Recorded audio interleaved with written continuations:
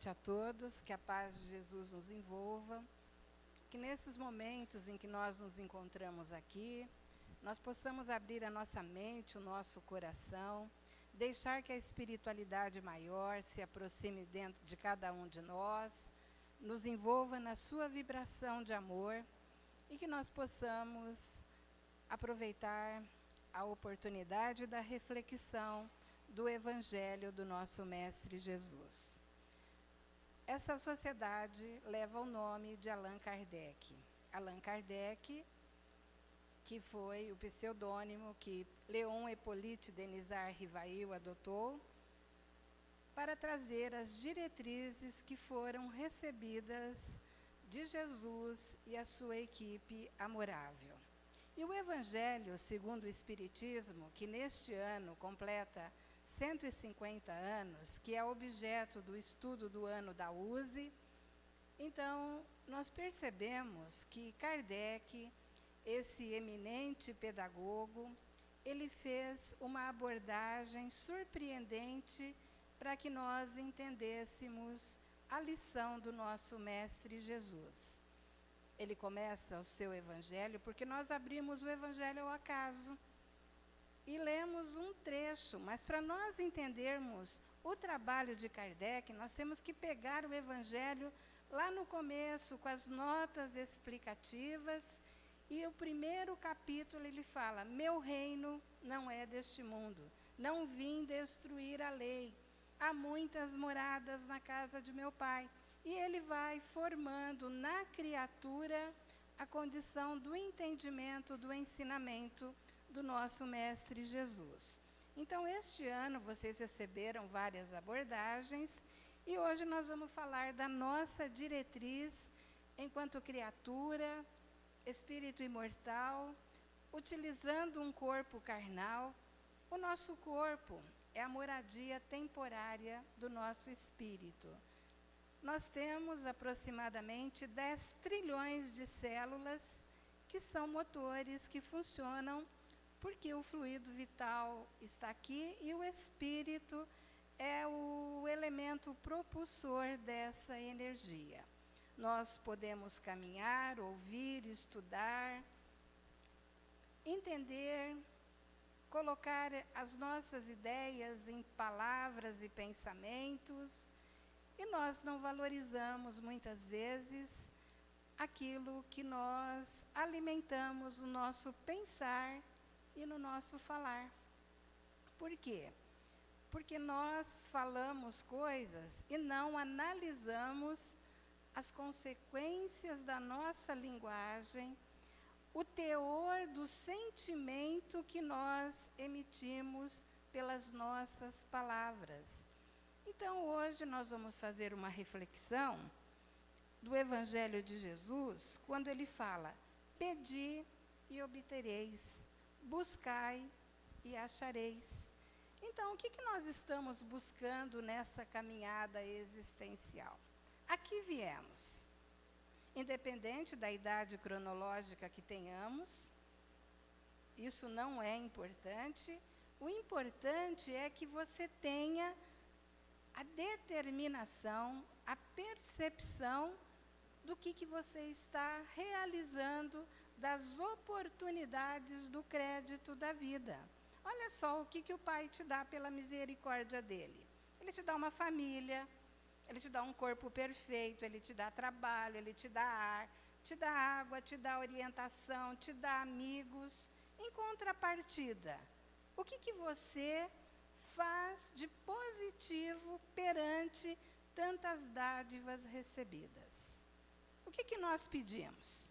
Normalmente, na maioria das vezes, pedimos coisas materiais. Só que as coisas materiais são do mundo e permanecerão no mundo.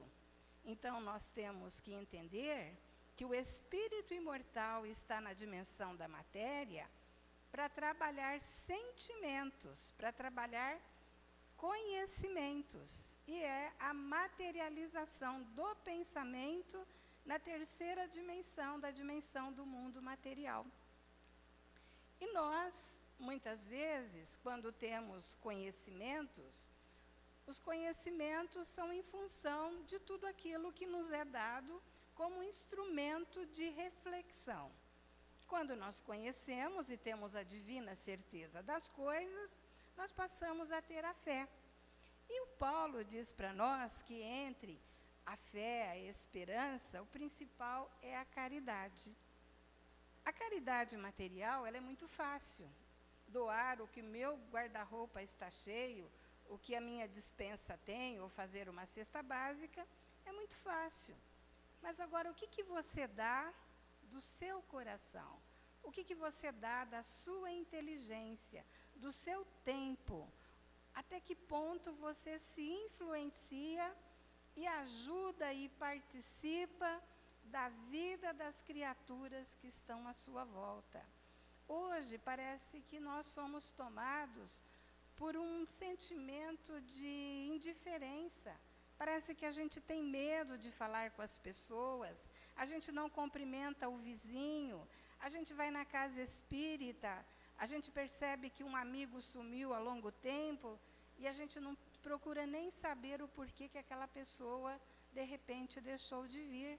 Nós não somos mais solidários. Então, a indiferença é uma coisa que a gente está cultivando muito. E a indiferença nos cria, no nosso campo mental, uma estrutura de solidão, uma estrutura de medo. Então, quando eu tenho a fé que Jesus é o meu modelo e guia, e que é através dos seus ensinamentos que eu vou chegar àquilo que vim fazer neste mundo, porque nós viemos nessa programação reencarnatória, que é a melhor de todas elas, nós temos a certeza de que viemos aqui para vencer as dificuldades. Então, começa no ambiente da sua casa. Observa os espíritos que ali estão, observa como é que é o seu relacionamento com o pai, com a mãe, com o filho, com o irmão.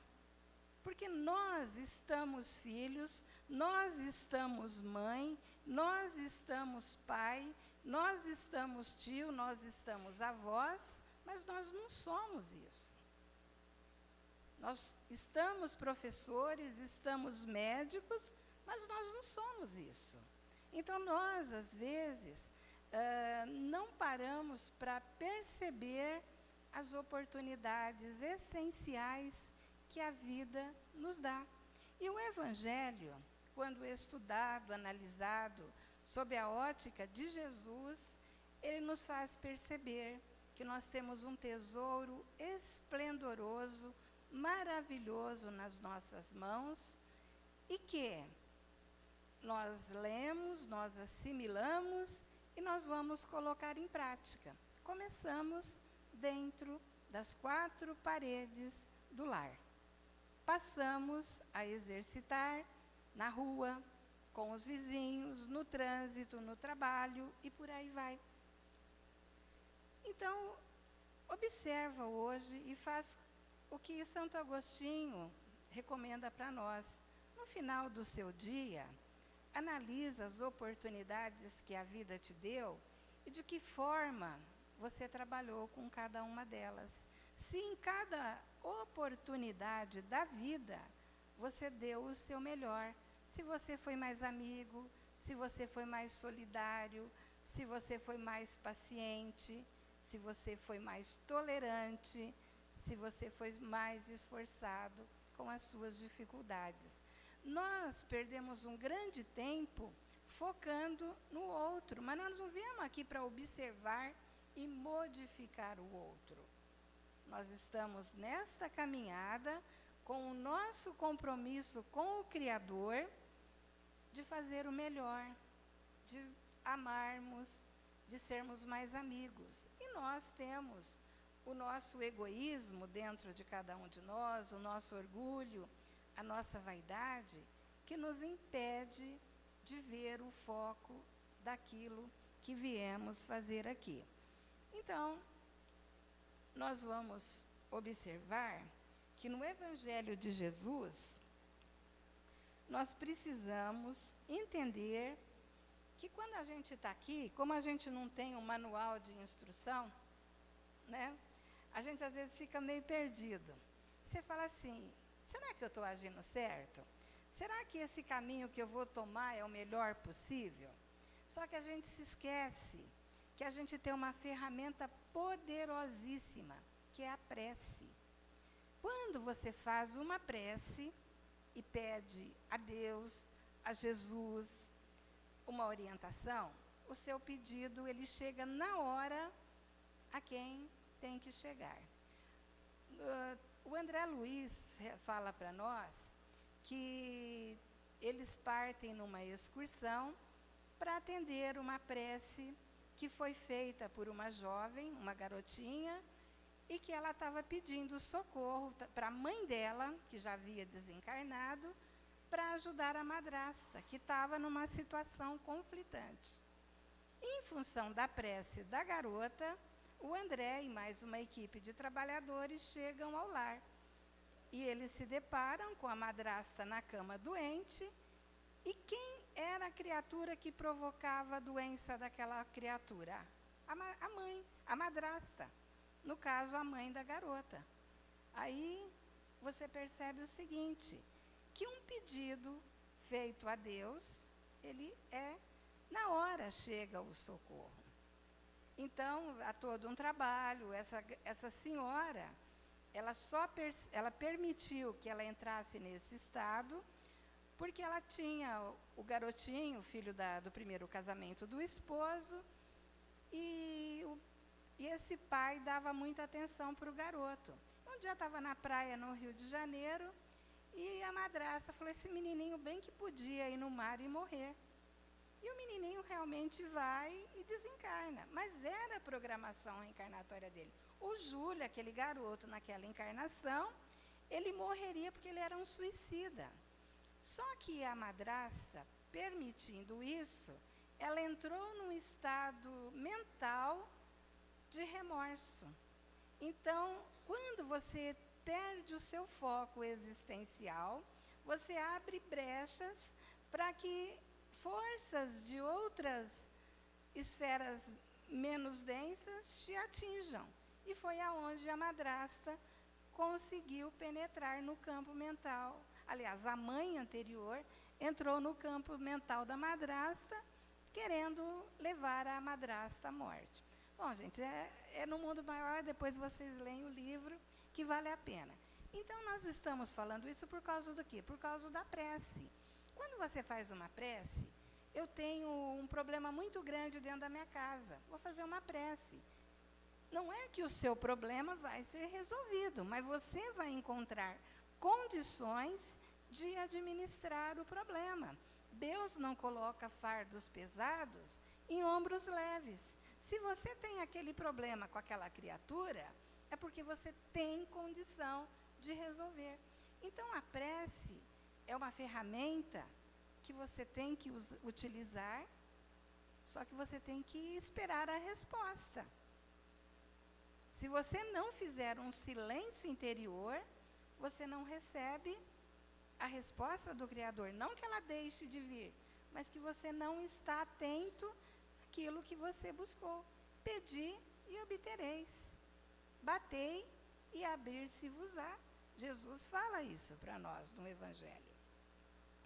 Então, se você tem que ter a fé de que você é filho de Deus, que o seu pai é arquitrilionário, você é dono do universo, e você fica brigando por causa de uma casa de tijolo, por causa de um carro, por causa de uma conta bancária, e você perde o foco, que é a sua essência. Então, você está aqui, aproveita, ama, abraça. O Chico, ele abraçava muito as pessoas, e chegou um trabalhador da casa espírita e falou, Chico, você fica abraçando as pessoas, e as pessoas não vão entender que você está com outras intenções. O Chico parou de abraçar. Aí o Chico gostava de abraçar e beijar as crianças. Ô Chico, você está beijando as crianças, o pessoal vai interpretar diferente. Ele entrou numa situação, aí ele teve um diálogo com o Emmanuel. O Emmanuel falou, meu filho, faz o que o teu coração manda, o que depende da sua intenção. E o Chico começou a abraçar as pessoas, abraçar e beijar as crianças, e nesse se doar de entrelaçamento, ele trocava energias. Nós estamos aqui, gente, para vivenciar o que há dentro de cada um de nós. Nós precisamos perder o foco do outro. O que o outro pensa, o que o outro deduz, o problema é dele. Porque quando você chegar no mundo espiritual, o que você leva com você? Nem um alfinetinho, nem a florzinha que botam aqui na lapela da gente vai. Você vai chegar do outro lado com o patrimônio dos seus sentimentos, dos seus conhecimentos. E aí?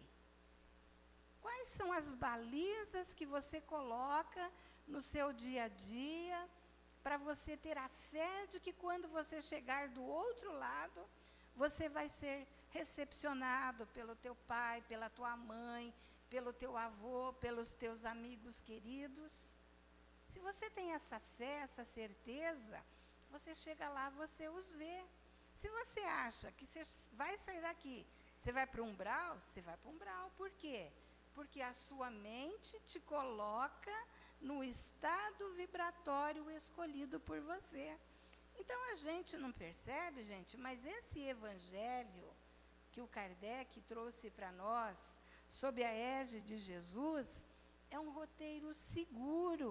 Se nós fizermos um mandamento aqui, os saduceus, querendo tentar Jesus, perguntaram para ele: mestre, qual que é o maior mandamento? Jesus falou: o que está escrito na lei? Amarás a Deus sobre todas as coisas.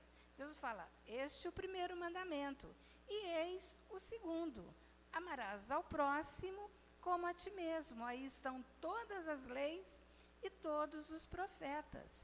Então, gente, se o mandamento maior é amar, nós conseguimos amar? Ou nós utilizamos o amar no ter? Eu amo o meu marido porque ele me dá segurança. Eu amo o meu filho porque eu exercício domínio sobre ele. Eu amo tal pessoa porque ela me dá retorno. Então, nós vamos invertendo valores.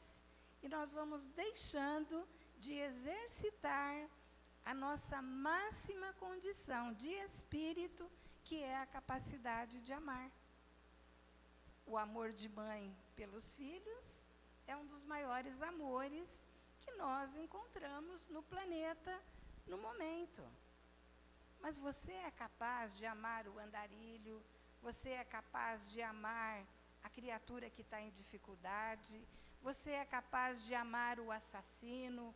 Você é capaz de amar as criaturas que não são do seu grupo consanguíneo? Se a gente for analisar, nós não somos. Então, o ensinamento maior de Jesus, amai-vos uns aos outros como eu vos amei, já se passaram 2000 anos e nós não conseguimos colocá-lo em prática. E na mudança do planeta de provas e expiações para mundos regeneradores, só as criaturas que entenderam a lição máxima de Jesus é que terão condições de continuar na frequência do orbe terreno. Aí haverá prantos e ranger de dentes. Faz 2000 anos que Jesus passou por aqui e falou para nós: gente, nós não estamos aqui para ter título, para ter isso, para ter aquilo. As coisas do mundo permanecerão no mundo. As coisas do espírito é luz, é sentimento, é aquisição do espírito imortal. E o espírito imortal, nós queríamos muito, nesse instante de mudança do planeta, a gente estar aqui. E a gente achou e acha que é capaz de ser o homem de bem, de fazer o bem, desculpar as criaturas, se colocar no lugar do outro. Não é difícil, basta ter o quê? Vontade. Quando você tem vontade de superação, você consegue. Outro dia eu estava assistindo uma palestra da doutora Nete Guimarães, e ela falando para nós que nós podemos modificar tudo em função da questão 909 do Livro dos Espíritos, que o Kardec pergunta se a gente pode realmente modificar as nossas condições inferiores. E ele diz, sim, com uma coisa insignificante, vontade. Então, gente, hoje estarmos aqui, deu vontade na gente de acompanhar e de ser seguidor do amor de Jesus? O que você está fazendo com a tua vontade? Você é capaz de chegar em casa, abraçar sua mãe, seu pai, seu irmão, uma criatura que às vezes você convive uma semana e você não tem 10 minutos de diálogo com a pessoa? Você é capaz de olhar no olhar do outro e ver o que aquela criatura está triste e que ela precisa de alguém para fortalecê-la? Você é o companheiro, o amigo da criatura que está do seu lado? Você chega no teu trabalho, você é capaz de olhar no olhar do teu colega e perceber que ele está precisando de alguma coisa? Você é capaz de amar? Então, já que nós estamos aqui refletindo, vamos ter a fé em Deus, essa divina certeza de que nós podemos, porque nós estamos amparados por Jesus, por essa pleiade de amigos espirituais, o nosso anjo de guarda, e vamos ver que as pessoas que nos colocam dificuldades, na realidade são bênçãos, porque nos permitem exercitar tolerância, paciência, compreensão, determinação. Vamos ter a determinação de que nós vamos fazer desta existência a melhor existência nossa. Vamos deixar-nos ser abraçadas por Jesus através dos mentores amigos, dessa equipe amorável de trabalhadores que espera que cada um de nós tenha reflexão, tenha motivação e tenha vontade de ser feliz, de ser mais alegre, de ser mais contente e, como diz Paulo, em tudo dar graças a Deus. Que Jesus nos abençoe e nos fortaleça a todos. Obrigada pela atenção.